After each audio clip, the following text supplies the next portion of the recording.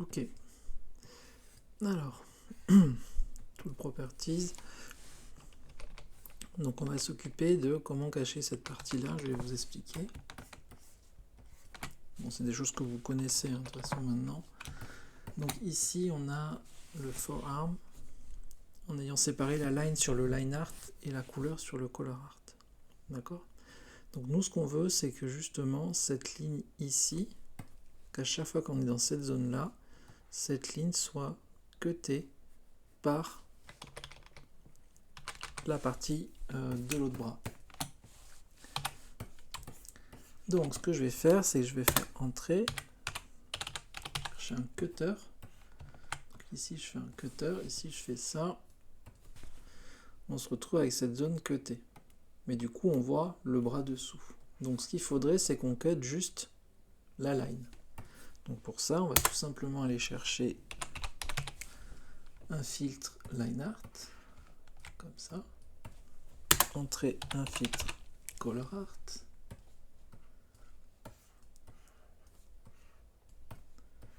Voilà, comme ça. Ce que je vais faire, c'est que je vais faire ici CTRL-C, CTRL-V, un composite, comme ça, pour le forearm.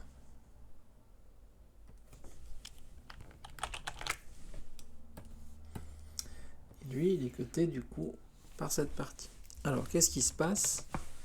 Donc, en effet, on va pas très bien voir. En effet, du coup, ici, le line art, hein, donc cette partie-là, est cutée par l'ensemble du trait. Nous, ce qu'il va falloir, c'est que ça soit cuté par juste la partie blanche. Donc attention, je rappelle que du coup, la partie blanche, par exemple là, le color art, vous voyez, le color art, il va jusqu'à la moitié du trait. Donc si on cut que par le color art, du coup ici, hein, je rentre dans un color art et je viens cutter ici, vous voyez, ça va jusqu'au milieu du trait.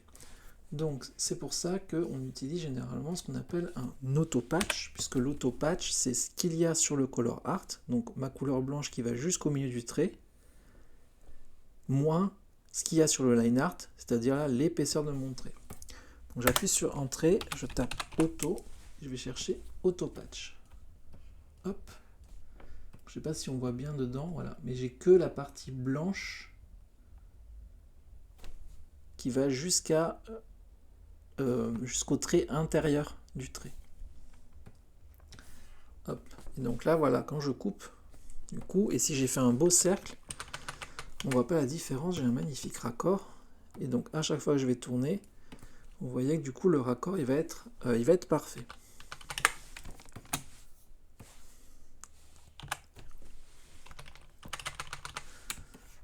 Si j'ai besoin que mon bras ici passe devant, c'est nickel. Et si je veux mon bras passe derrière, en faisant Alt, flèche du haut, en cours d'anime, pour qu'il passe derrière le corps, par exemple si je veux mettre les bras derrière le dos, là du coup j'ai un petit souci. C'est qu'on voit la ligne de l'arme, enfin de cette partie-là du bras. Donc il va falloir que je fasse la même chose aussi. Je veux que la line du line art soit cutée par l'auto-patch du forearm. Donc on va faire ça. Donc ça va être la même structure. Donc si je ne veux pas m'embêter, ce que je peux faire, parce que c'est une structure qu'on va avoir plusieurs fois, c'est que je vais faire un groupe de cette structure-là.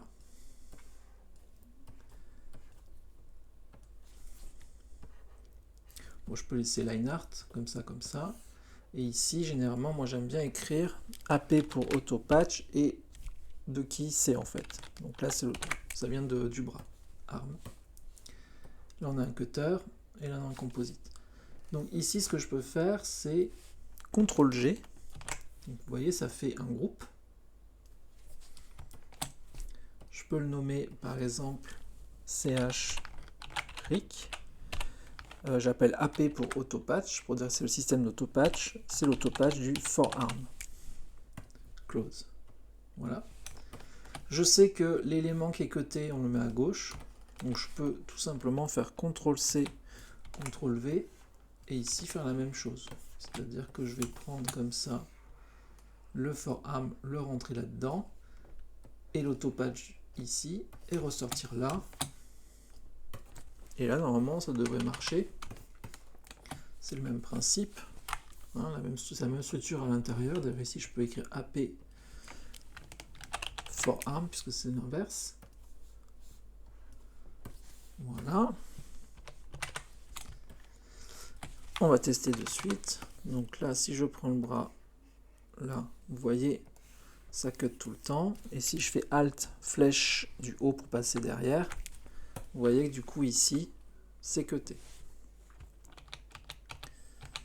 Maintenant, il y a une chose qui n'est pas terrible, c'est justement, quand je fais ça ici, que mon bras est devant, j'aimerais bien ici quand même que le trait continue. Parce que là, du coup, j'ai cuté le line art par l'autopatch du haut du bras. Donc c'est normal qu'on ait ça. Donc pour pouvoir faire juste une espèce de trait justement par-dessus, on va utiliser ici dans le dessin le layer overlay. Donc moi ce que je fais, c'est que je vais prendre comme ça une partie ici du dessin, comme ça avec le raté, c'est avec le cutter, pardon.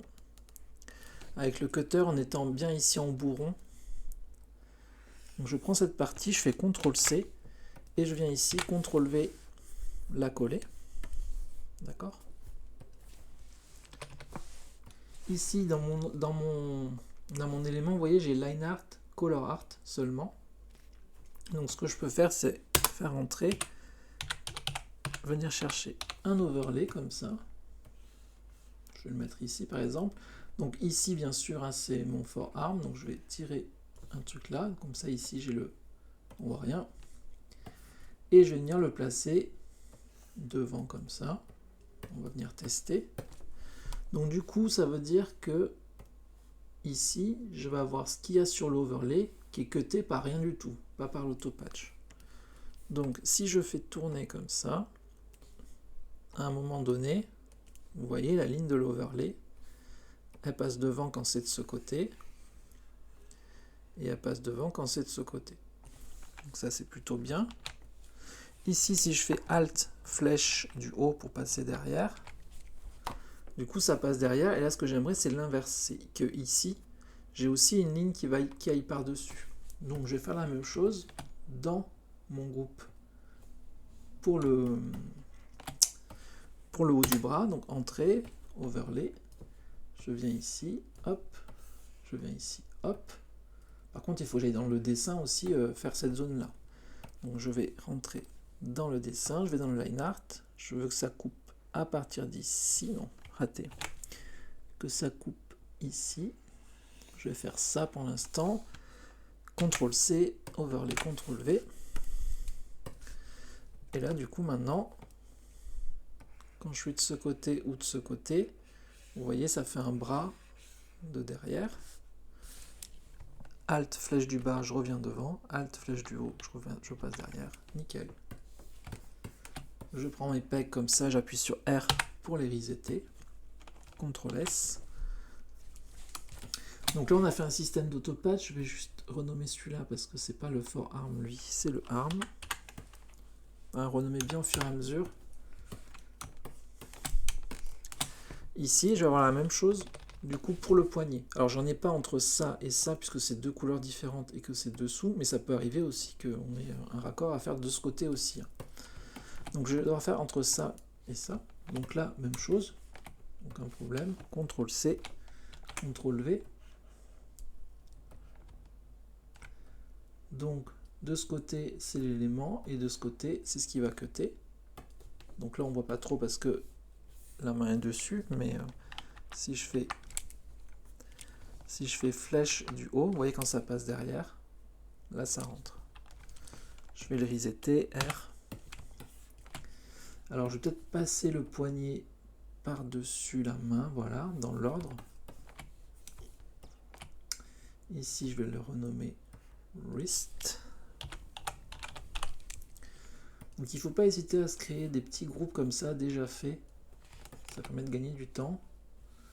Donc ici, c'est le auto-patch de la main, hand. Ok. Ici, quand je fais ça, j'ai pas trop envie qu'il y ait un petit trait qui arrive dessus.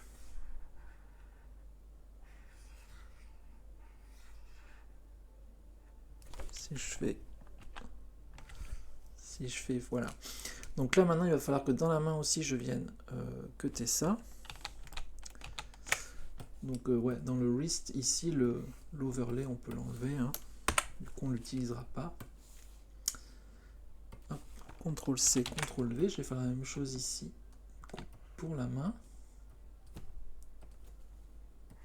Pour que justement, quand je le passe en Z derrière, on ait ce truc-là. Donc quand je fais ça ici et que j'appuie sur Alt, flèche du haut, non, flèche du bas pour le passer devant, vous voyez ici, c'est cuté. Par contre, vous voyez, c'est cuté par l'ensemble du wrist qui vient jusqu'ici. Donc c'est pour ça que là, on a cet élément-là. Donc là, ce qu'il va falloir faire, c'est exactement pareil, c'est-à-dire que sur l'overlay, décider quelle partie, là ça marche, là par contre, c'est cuté, quelle partie on va absolument voir tout le temps. Donc là, je vais aller dans la main. Et donc là, je vais justement prendre tout ça, surtout cette partie-là aussi, CTRL-C et CTRL-V. Et donc là, dans la main, ah, mais du coup j'ai enlevé l'overlay, entrée, overlay, hop, hop, ici, donc là c'est bon, et là c'est le AP du forearm, ok. Et donc là maintenant quand je fais le tour avec la main, vous voyez, ici c'est bon, et quand je suis là, ces raccords là, donc ça c'est nickel. C'est parfait. Alors je me demande si...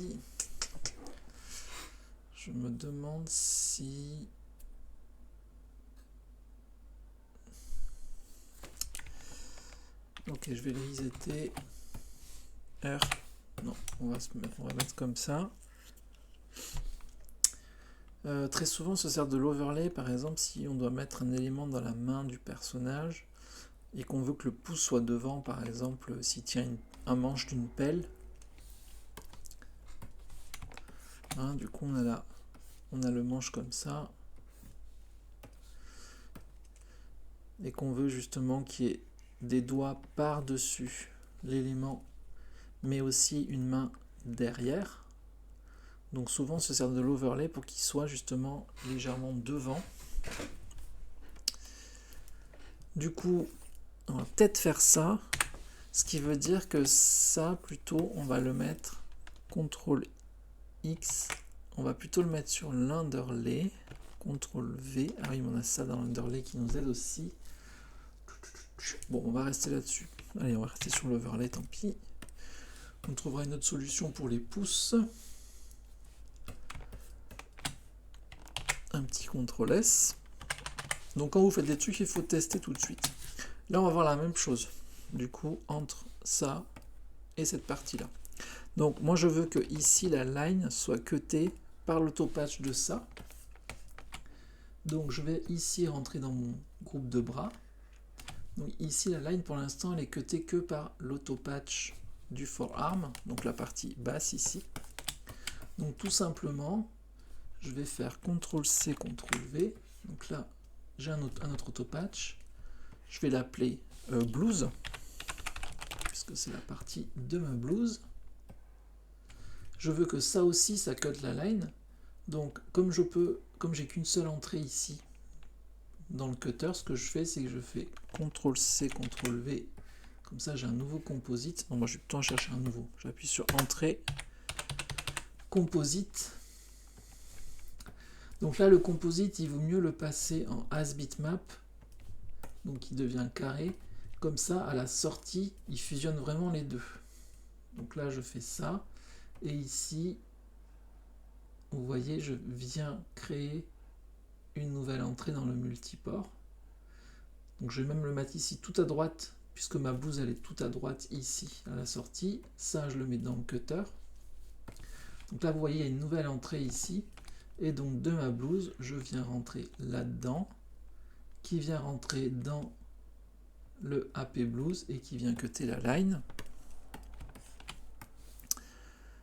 Du coup, ça ne marche pas. Pourquoi? Regardez, si j'enlève l'overlay, en fait, ça marche très bien. C'est juste que dans mon dessin ici, vous voyez l'overlay, il va vraiment jusqu'en haut. Donc là, c'est à moi de décider quelle partie je veux couper. Donc c'est exactement le même principe qu'ici. Donc je vais couper comme ça, supprimer. Voilà. Donc là, j'ai un petit retour pour le bras. Enfin, je suis pas obligé, mais... Donc là, j'ai un petit retour pour le bras, c'est plutôt pas mal. Comme ça, ici... Par contre, là, vous voyez le problème que j'ai. C'est que pour le bras, il faut vraiment que j'aille jusqu'au bout. Attendez, si je fais Alt, flèche du haut. Ah ouais, c'est embêtant, la blouse est très très longue. Donc vous voyez, c'est assez intéressant d'avoir ce genre de choses. Donc là, ça ne marche pas. Donc je vais me mettre dedans comme ça. Et en fait, il faut que j'aille jusqu'ici. Donc ce que je vais faire, c'est que je reviens ici et je viens cutter vraiment jusqu'ici. Hop là. CTRL C, CTRL V. Voilà. Donc si je sors du dessin, ça a l'air d'être bon. Yes, ça marche. CTRL Z. Ici, j'appuie sur R pour revenir là. Et donc maintenant, si je fais Alt, flèche du haut pour passer derrière, là, même chose, j'ai envie qu'ici, j'ai un petit retour. D'ailleurs, ça serait mieux que le bras soit plutôt derrière dès le début. Donc, je vais changer l'ordre ici. Ça serait mieux que ça soit comme ça. Donc là, je vais resetter R. Voilà. Comme ça, quand je passe le bras devant, on a ça. Sinon, par défaut, ce que je veux, c'est que ici, la ligne soit cutée. Donc, je vais récupérer ça encore. Non, je vais peut-être récupérer celui-ci. CTRL C, CTRL V. Hop, je vais l'appeler blouse. Et du coup, dans cette partie-là, c'est l'autopatch du bras. Donc je viens ici auto-patcher. Donc là, ça marche bien, vous voyez. Par contre, le problème, c'est cette partie-là. Donc, dans le dessin de la blouse, comme pour les autres parties, ici, je vais décider à quel endroit je veux que ça cut. Alors, je vais peut-être resetter ça, R. On peut pas. Hop, R, voilà. Et j'aimerais bien ici, comme ça, à partir d'ici. Donc là, je vais prendre ça. Bon, je vais prendre ça pour l'instant. On va tester. CTRL-C dans l'overlay. Donc là, vous voyez, j'ai vraiment quelque chose comme ça. Et quand je monte, c'est parfait. Et quand je passe... Ah oui, ce que je voulais voir, c'est quand je passe tout derrière ici. Là, vous voyez, ça fait ça. Normalement, si il se pourrait que le bras passe derrière, si ça peut arriver. Donc il faut que cette ligne-là, je la mette aussi dans l'overlay. Donc je vais venir ici, et je vais sélectionner toute cette partie-là. CTRL-C, et je la mets aussi dans l'overlay. Donc là maintenant, derrière c'est bon, je passe devant, Alt, flèche du bas.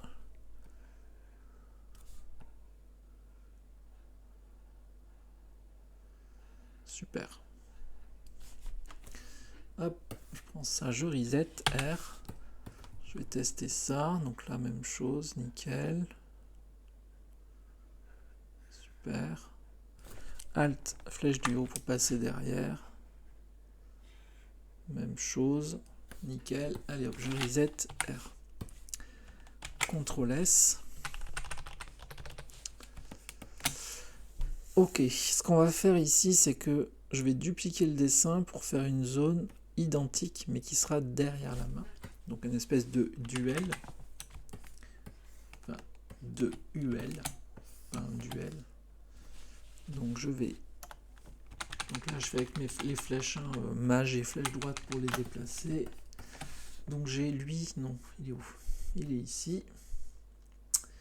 Donc ce que je vais faire, c'est que je vais faire un CTRL-C, CTRL-B comme Bernard, parce que je ne veux pas faire un clone. Je coche cette case pour bien créer un nouveau dessin. Ok. Donc là j'ai bien un nouveau dessin. Hop, on va décaler ça aussi. Voilà, comme ça je le mets bien ici entre les deux. Voilà, donc lui, je veux qu'il ait le même peg que ça, comme ça quand je le bouge, l'autre il bouge.